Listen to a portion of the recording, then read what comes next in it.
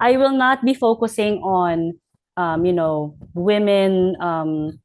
women being in the central, front and center of policy, which is my field. I will, however, focus on men and women and how, as a woman, I'm able to adapt to and navigate the landscape. I say men and women because it takes a team really to do things. Whether you're male, female, or whatever your gender is, I do believe that there are certain things that you need to instill in yourself for you to succeed in whatever field you're in. But what I can share with you is that being in this field and having also different roles, what I'm able to do and what I would like to inspire other women, especially young girls, to do and hopefully potentially to take up this field. So my presentation today is about policy for better internet. I am a policy reform advocate. I am not a lobbyist. There is no lobby in the Philippines, and lobbying is a different field. In the US, for example, if you're with a lobby group, you get paid to push or convince, let's say, a legislator to take up your policy agenda. I don't get paid to do that. What I do get paid to do is people looking for policy reform ideas and those who support the ideas that I already have. So nobody tells me what reform idea I should be pushing out there. It is very clear from the start that I am pushing for better internet that's accessible, reliable, affordable internet. I am for opening up the market, lowering barriers to entry, pushing for shared infrastructure, as well as the most controversial being the removal of the congressional franchise for telecommunications and internet. So part of my work really is not only policy research, policy analysis, but also policy advocacy. And that is the story that I want to impart with you today.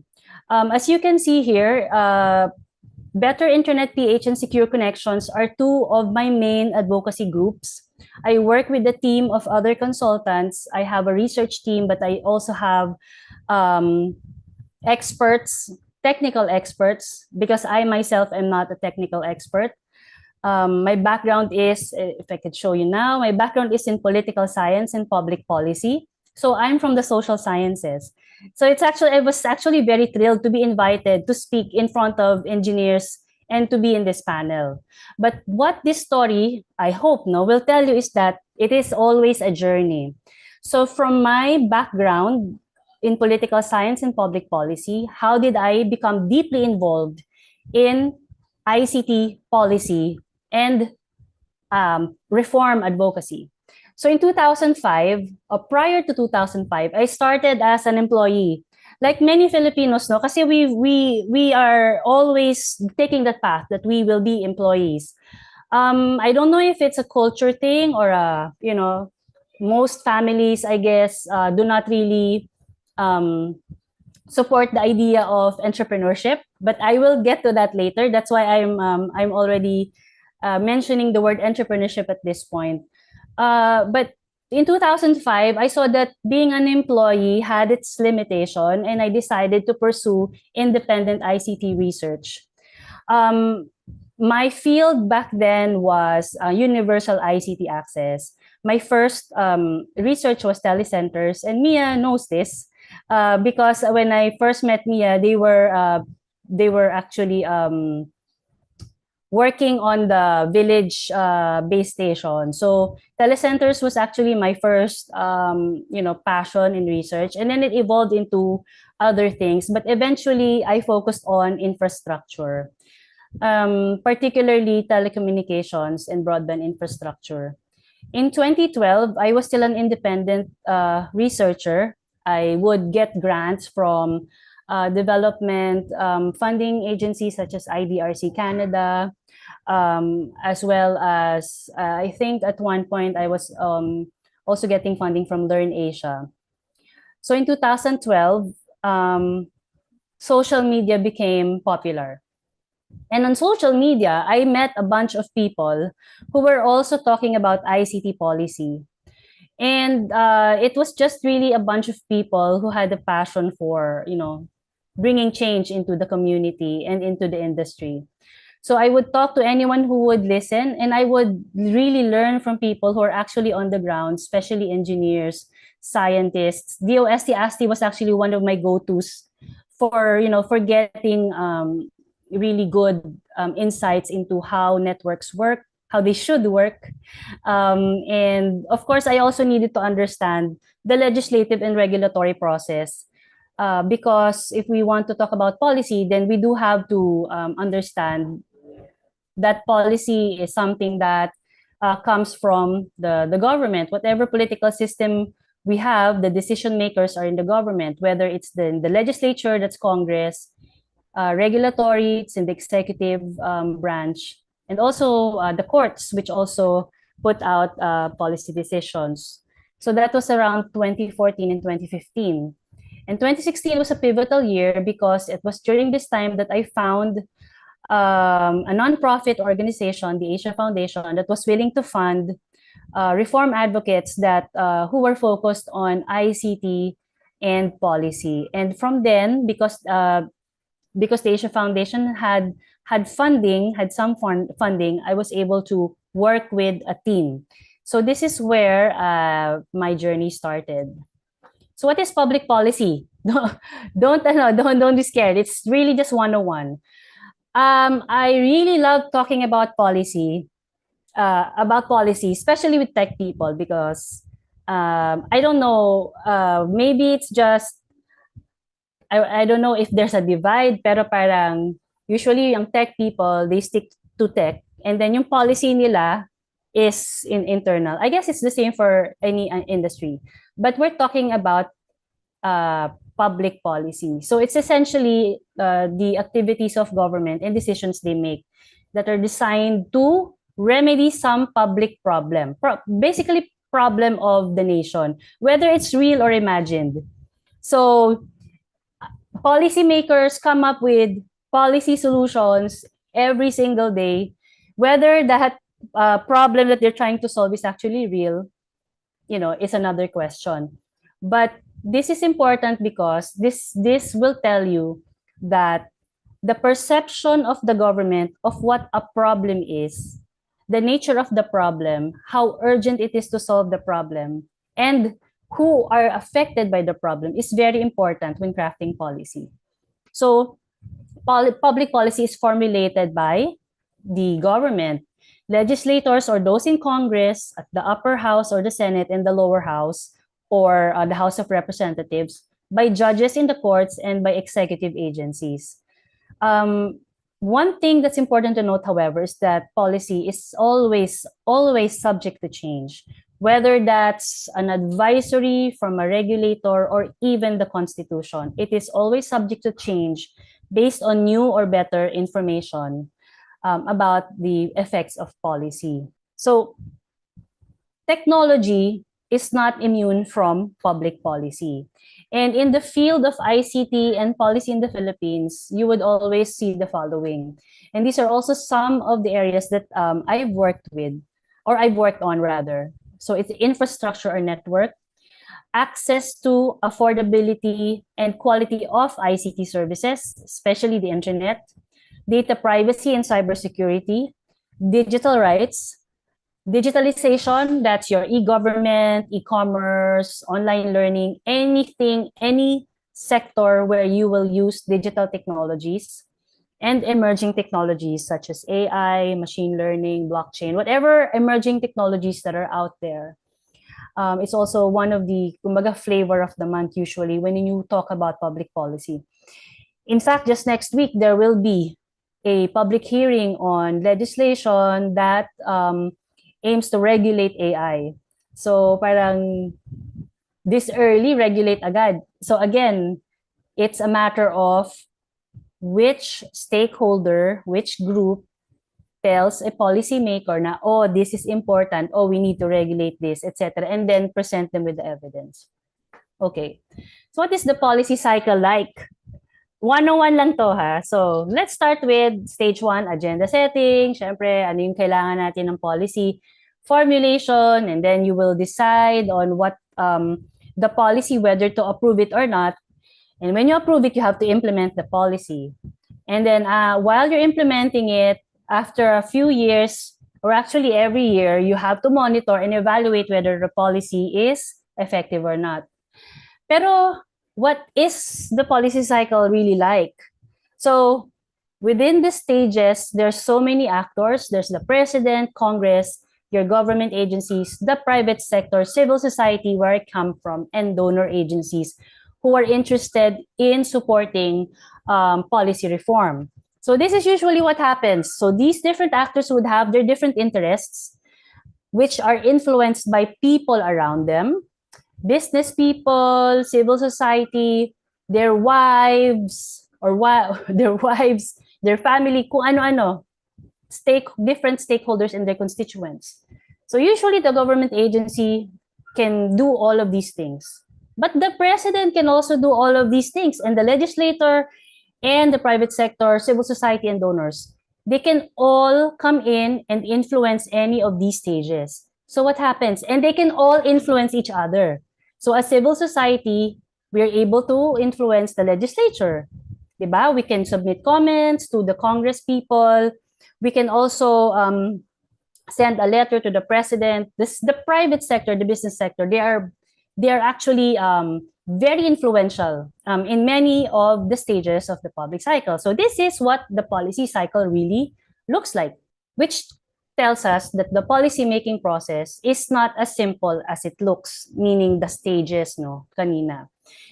It is highly political. What is political? Basically, if you look at politics, politics is basically allotting resources and deciding to whom those resources will go to, how much, and when, and also where. So it's essentially balancing the different interests and needs of people and deciding who gets what, how much, when, and where. That is a political process, and policy making is like that. It is also non-linear. It's not if you do A, the next step is B, C, D, E, F. It can be A, but then you have to jump to C, or C and then go back to A, and then so many other iterations, because at every stage of the policymaking process, there are always groups of stakeholders, those who are affected, that can come in and influence the mindset, the beliefs of policymakers, and the decision-making process. It's also iterative, meaning it is not like a one-time thing. Policymaking is always having to go through the different stages and then going through it again all the time. It's like agenda setting, policy formulation, blah, blah, blah, and then repeat. So it keeps on repeating. Aligning interests, since essentially policymaking is deciding on what will happen to us as people, and every single person on this planet and in our country, every single person has an interest to protect, self-interests, interest of the family, interest of their institution, the institution they belong to.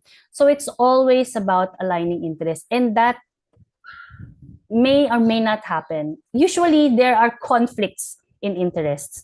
So policy making is about finding that middle ground, finding a compromise if necessary, so that interests of some groups will be promoted or protected while not necessarily affecting the interests or putting the interests of others in harm's way. So it's about aligning, compromising, etc. Because of this situation, policy is rarely the first best solution. So even if you think that your group, a group of scientists, engineers, even if you think that you know what the first best solution is, ito talaga ito yung nakakabuti sa bayan. There will always be other interests that policymakers have to take into consideration before they can decide to approve a policy. So sometimes or most of the time, we settle for second best solution. Hindi naman sa parang pwede na, pero kung baga, ito ang kaya natin at this particular point in time. Okay, so finding a policy solution, I guess like unlike the hard sciences, policy solutions are not, how do I say it, not accurate. There's never an accuracy that you can find. There's never a formula. First, if you know the technically correct solution, which of course engineers know most of the time have, and I say this from personal experience, having attended hearings and consultations with engineers and scientists in the panel, you guys always know the technically correct solution. But because policy making is about interests of so many stakeholders, that policy needs to be politically feasible. What does this mean? Is the policy aligned with the leadership's interest? Is it aligned with the interests of the most influential group that the leaders listen to? Do you know the opposition? Is the opposition something that can be managed? In my line of work, for example, let's just say that the policy reforms that our group usually advocates are not necessarily the policies that the big players would be happy with. So we are up against the interests of big business. So that's a matter of, explaining or trying to convince the decision makers whether there is opposition but it is manageable or there are other ways to resolve the problem. Are there champions, decision makers, legislators who are willing to expend their political capital? Do they even exist? Because at the end of the day, even if we are very passionate para sa bayan advocates, at the end of the day, it is the people in government who will make the decision.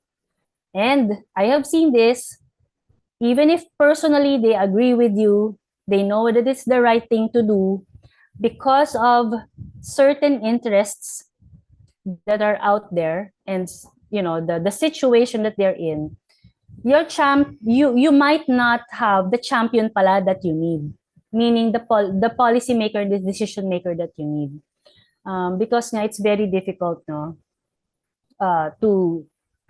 to align interests. And finally, do you have the right strategy and the right people?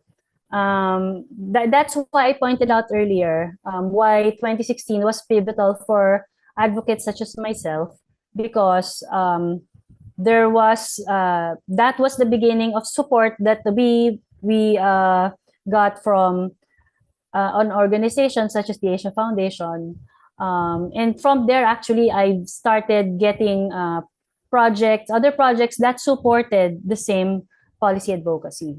So these are the things that you need to have in order to find the right policy solution. Okay, I'd like to spend a few minutes to introduce an approach to policy advocacy called development entrepreneurship. So earlier I mentioned that usually we Filipinos, we are not geared towards entrepreneurship. Parang bihira yung magulang na magsasabi na, oh anak, magtapos ka na ng pag-aaral mo, tapos magtayo ka ng sarili mong negosyo. Usually, or at least in my batch, I don't know sa batch na to, ang mga magulang sasabihin, magtapos ka na ng pag-aaral, mag-nursing ka.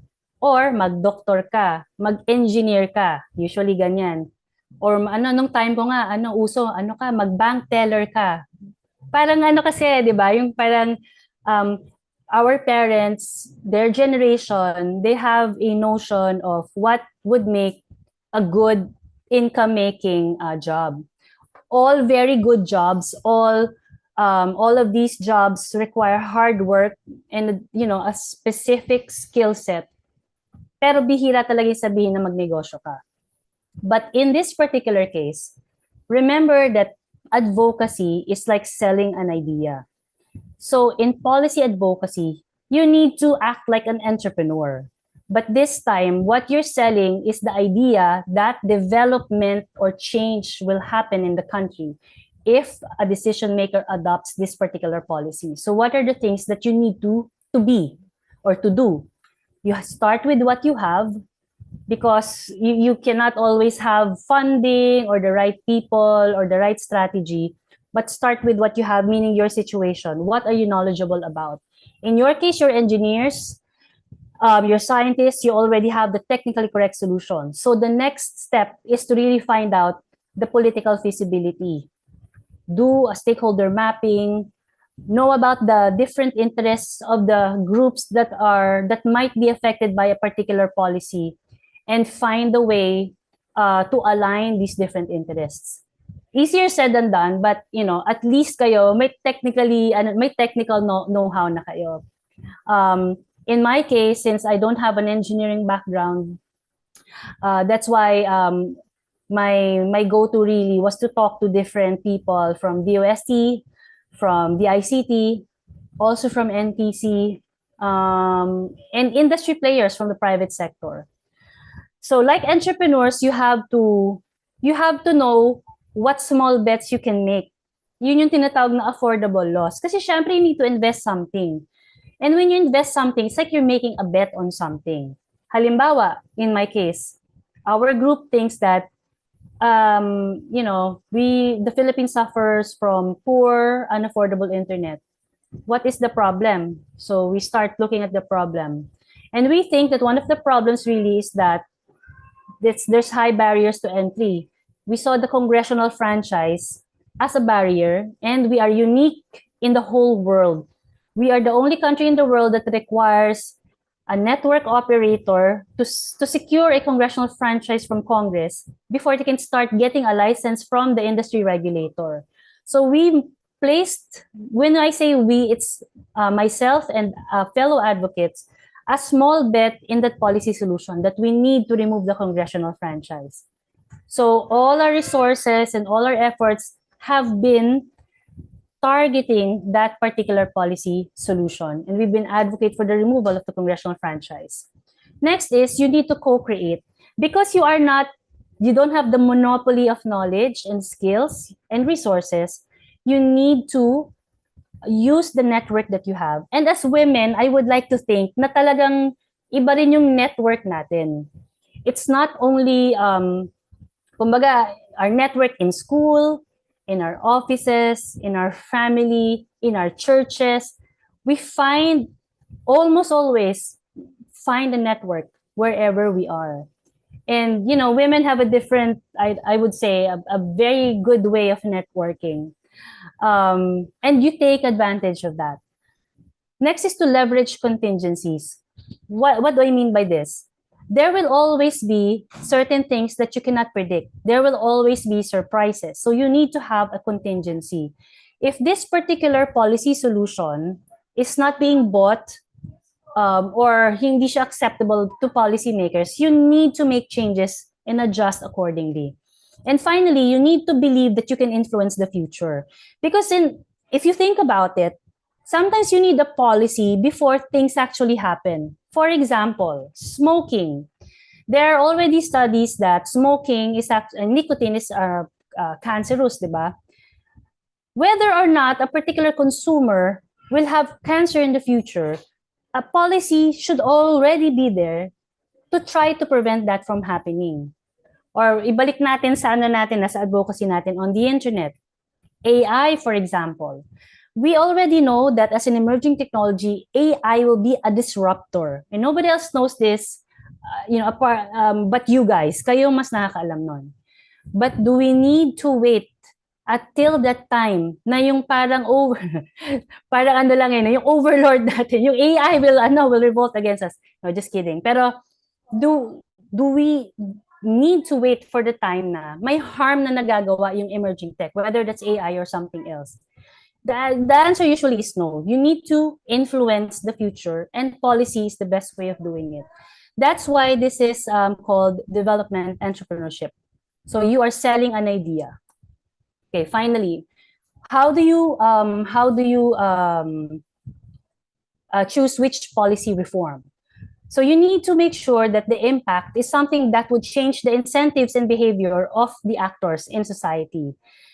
If you think about it, whenever there is policy, it is almost always about changing the incentives of people or of the market. The objective of the policy is to change how people do things, and that is a policy is very effective if it would lead to changing incentives and behavior. It has to be sustainable as well. It has to become part of the status quo such that it will become a habit in everyday practice. So that policy will eventually change people's way of doing things, which will become the new norm or the status quo. And finally, and I mentioned this earlier, it has to be politically feasible.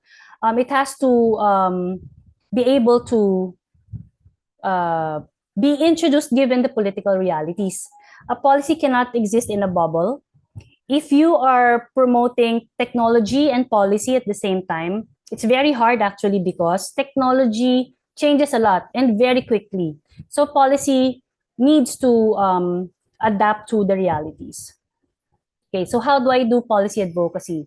And I guess this is my opportunity to try and invite people to actually join policy advocacy. So through better internet reach and secure connections, if you're interested in looking at how broadband connectivity can be improved and how cybersecurity can be improved in the Philippines, please connect. This is a chance for us to learn from each other and possibly collaborate with each other. So some small victories. So after that whole story, what have we accomplished so far? No, given that we don't have the resources, we are nonprofit, etc. The first thing actually was the local IP peering, and this was basically the work of DOST ASTI. Although not necessarily a big win, it was a small victory because it showed that a big player such as PLDT can be convinced to peer with the OST. And right, I think a month ago or so, I found out that PLDT's own peering is actually doing open peering na. So para sa akin, that's already from a small victory to a big win. Nag-change ng mindset, nag-change ng incentive, nag-change yung behavior ng market player.